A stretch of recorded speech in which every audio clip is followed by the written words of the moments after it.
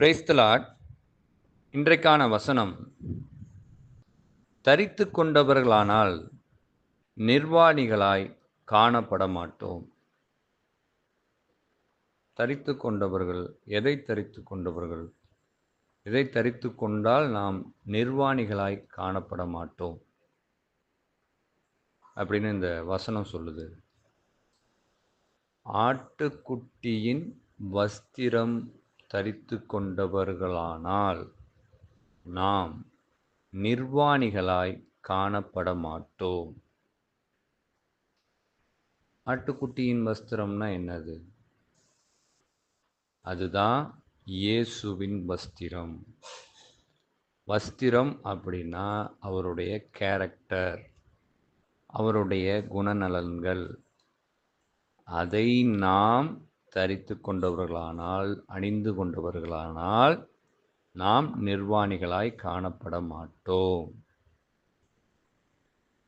அவருடைய குணநலங்கள் என்ன? அவர் நமக்கு என்ன விஷயங்களை சொல்லி கொடுத்துருக்கிறார் அப்படின்னா, முதலாவது, உன்னிடத்தில் அன்பு கூறுகிறது போல பிறனிடத்திலும் அன்பு கூறு அப்படின்னு சொல்றார். யாருமே தன்னைத்தான் வெறுத்தவர்கள் இருக்க மாட்டாங்க. அவங்கள அவங்க நேசிப்பாங்க. வெறுத்தா அவங்க எப்படி வாழ முடியும்? அவங்க வாழ்க்கை முடிஞ்சு போகும் இல்லையா? அதனால அவங்கள அவங்க நேசிக்கிறதுனால, நீ எப்படி உன்னை நேசிக்கிறியோ, நீ எப்படி உன் மீது அன்பு கூறுகிறியோ, அதுபோல நீ மற்றவர்கள் மீதும் அன்பு கூறு, நேசி அப்படின்னு சொல்றாரு. அடுத்தபடியா, நீ என்ன நினைக்கிற?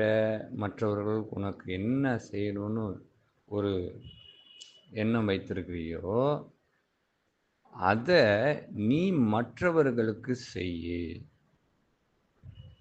உனக்கு செய்யணும்னு நீ விரும்புகிறல்ல, மற்றவர் உனக்கு இதெல்லாம் செய்யணும்னு நீ விரும்புகிறல்ல, அதை நீ முதலாவது மற்றவர்களுக்கு செய்யு அப்படின்னு சொல்கிறாரு. இப்படியெல்லாம் நீ செஞ்ச அப்படின்னா நீ என்ன பண்ண மாட்ட? நிர்வாணியாக காணப்பட மாட்ட அப்படின்னு சொல்கிறாரு. அதே போல் பிறர் பார்க்கணுன்னு நீ எந்த உதவியுமே செய்யாத.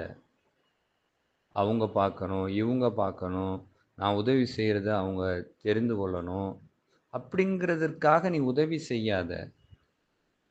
அப்படி நீ உதவி செய்ய வேண்டாம்.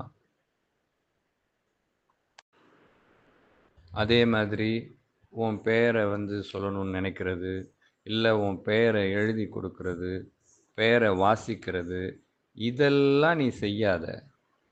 இதெல்லாம் வேண்டாம். இது உன்னை நிர்வாணியாக்கும். அதனால் நீ இதெல்லாம் என்ன பண்ணாத, செய்யாத அப்படின்னு சொல்கிறாரு. இது இயேசு கிறிஸ்துவின் வஸ்திரம் அல்ல, இயேசு கிறிஸ்துவின் குணநலன்கள் அல்ல. அதனால் உனக்கு எந்த பலனும் இல்லை. அதை நீ நல்லா புரிஞ்சுக்கோ அப்படின்றாரு. மாறாக நீ என்ன செய்கிறன்னா, இயேசுவின் நாமத்திற்கு நீ களங்கம் விளைவிக்கிற. அதை நீ செய்யாத, அதை நீ பண்ணாத அப்படின்னு சொல்கிறாரு. இன்னொன்று, பரலோகத்தில் இதனால நமக்கு ஒரு பலனும் இல்லை. அதை நீ புரிஞ்சுக்க. அதே போல் ஜெபம் பண்ணும்போது ஒழுக்கத்துடனே செய். நான் ஜெபம் பண்ணுறது மற்றவங்க பார்க்கணும்னு நினச்சி நீ ஜெபம் பண்ணாத. உன் முழு இருதயத்தோட ஜெபம் பண்ணு, ஆண்டவரிடத்துல பேசு. முழு பாரத்தோட பேசு, ஜெபம் பண்ணு. முழு அர்ப்பணிப்போட ஜெபம் பண்ணு. இதன் பலன் பரலோகத்திலே மிகுதியாய் இருக்கும். நீ பூலோகத்திலே நிர்வாணியாய் காணப்பட மாட்டாய் அப்படின்னு ஆண்டவர் சொல்றாரு. அதே போல நீ ஊழியம் செய்யும்போது மத்தவங்க பார்க்கணுங்கிறதுக்காக ஊழியம் செய்யாத.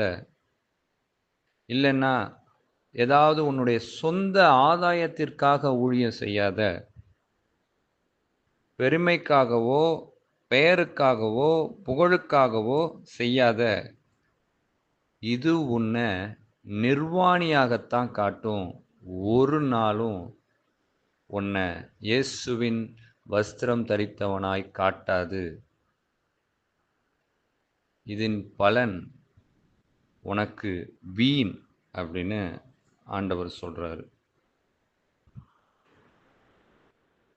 இதே போல பிறருக்கு மரியாதை கொடுப்பதில் முந்திக்கொள். பிறரை மன்னிப்பதில் முந்திக்கொள். பிறரை ஏற்றுக்கொள்வதில் முந்திக்கொள். பிறரை அரவணைப்பதில் முந்திக்கொள். பிறருக்கு ஆறுதல் அளிப்பதில் முந்திக்கொள். இப்படி நீ செய்யும்போது பரலோகத்தில் உன் பலன் மிகுதியாய் இருக்கும். அதனால நீ இந்த பூலோகத்துல நிர்வாணியாய் காணப்பட மாட்ட. ஏன்னா இப்படிப்பட்ட வஸ்திரம் இயேசுவினுடையது. இப்படிப்பட்ட வஸ்திரம் இயேசுவினுடையது அப்படின்னு சொல்றாரு. அதுபோல தர்மம் செய்கிறதுல முழு மனதுடனும் உற்சாகத்துடனும் நீ தர்மம் செய்யு. இந்த தர்மத்தை நீ மனிதனுக்கு செய்யல, தேவனுக்கு செய்யறங்கிறத மறந்துடாத. ஏன்னா வேத வசனமே இருக்கு, ஏழைகளுக்கு இறங்குகிறவன் கர்த்தருக்கு கடன் கொடுக்கிறான், அவன் கொடுத்ததை அவர் திரும்ப கொடுப்பார். நீதிமொழிகள் 19:17 இருக்கு. அதனால நீ தர்மம் செய்யும்போது தேவனுக்கு செய்யறங்கிறத மனதில் வைத்து கொண்டு செய்ய, உற்சாகத்துடன் செய்ய. உனக்கு என்ன இயலுமோ அதை உற்சாகத்துடன் செய்ய. ஏதோ ஒரு கட்டாயத்தின் பேரில், ஏதோ ஒரு வருத்தத்தின் பேரில் நீ அதை செய்யாத. இப்படி செய்கிறதுனால ஒரு பலனும் இல்லை. நீ உற்சாகத்தோடு செய்தனா அது பரலோகத்தில் அதனுடைய பலன் மிகுதியாக இருக்கும். நீ நிர்வாணியாய் காணப்படப்பட்ட இயேசுவின் குணநலன்களை நீ தரித்தவனாய் இருப்ப அப்படின்னு சொல்றாரு. இது போன்று மாம்ச கிரியைகளான போட்டி, பொறாமை, துரோகம், பழிவாங்குதல், கோபம், எரிச்சல், கசப்பு, வெறுப்பு, இன்னும் அநேக மாம்ச காரியங்களை சுட்டெரித்து போடு. இப்படிப்பட்ட மாம்ச கிரியைகள் இயேசுவினுடையதல்ல, இயேசுவின் வஸ்திரம் அல்ல, இயேசுவின் குணநலன்கள் அல்ல. இது சாத்தானுடையது. மாறாக நீ ஒன்று செய். இயேசுவின் குணநலன்களாகிய அன்பு, இரக்கம், தாழ்மை, தயவு, நீடிய பொறுமை, சாந்தம், இச்சையடக்கம், நற்குணம், சமாதானம், இவைகளை நீ தரித்து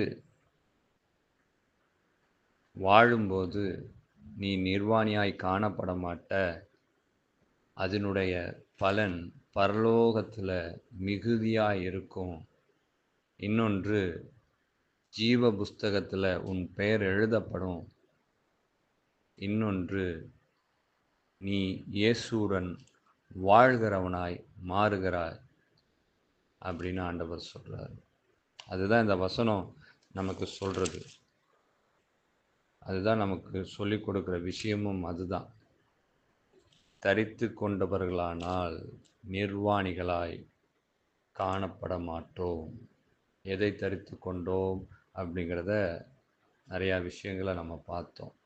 இப்படிப்பட்ட விஷயங்களை நாம் தரித்து கொண்டவர்களானால் ஒருபோதும் நாம் நிர்வாணிகளாய் காணப்பட மாட்டோம்.